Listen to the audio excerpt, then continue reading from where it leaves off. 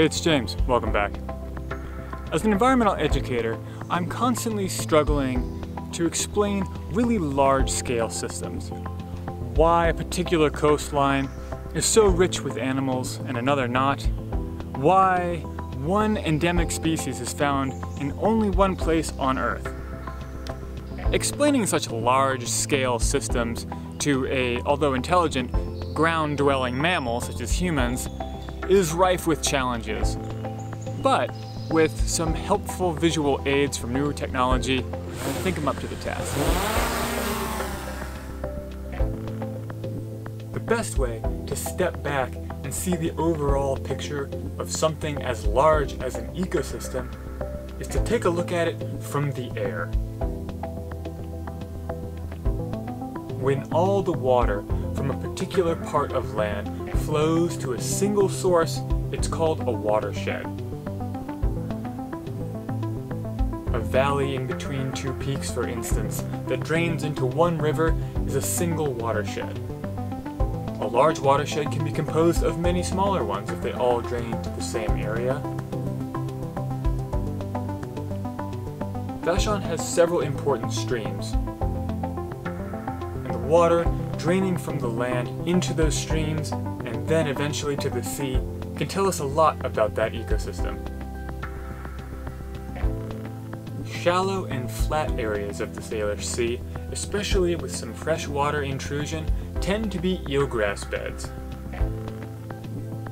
While we can get a picture of the community of animals living in an eelgrass bed by actually going into the eelgrass, it's important to have an overall picture of this marine prairie. Streams flowing from land tend to carry nutrients with them as well that are hard to find in the marine environment. This means that the deltas formed in these areas tend to be loaded with biodiversity. Many years ago, Vashon and Maury Island were joined by intentionally building a land bridge at portage. Portage means to carry a boat over land. This changed things on a dramatic scale, actually. The inner harbor now had only one mouth from which to flush new and old water.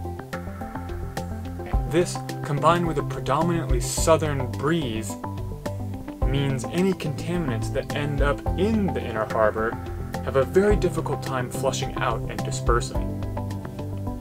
Trapped nutrient-rich water can lead to increasingly severe instances of red tide and paralytic shellfish poisoning. Nature is incredibly resilient, however. The once heavily contaminated site of an old gravel mine on the east side of Maury Island has rebounded. Thanks in no small part to cleanup efforts from the county and dedicated locals, this area is healthy once again.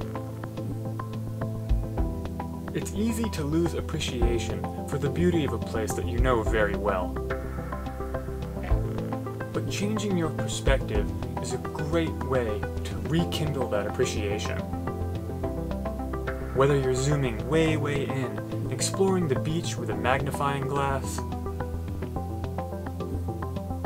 or braving the chilly waters to take a look at what lives beneath the waves, or even stepping way back and taking to the air to see the familiar in a new and beautiful way.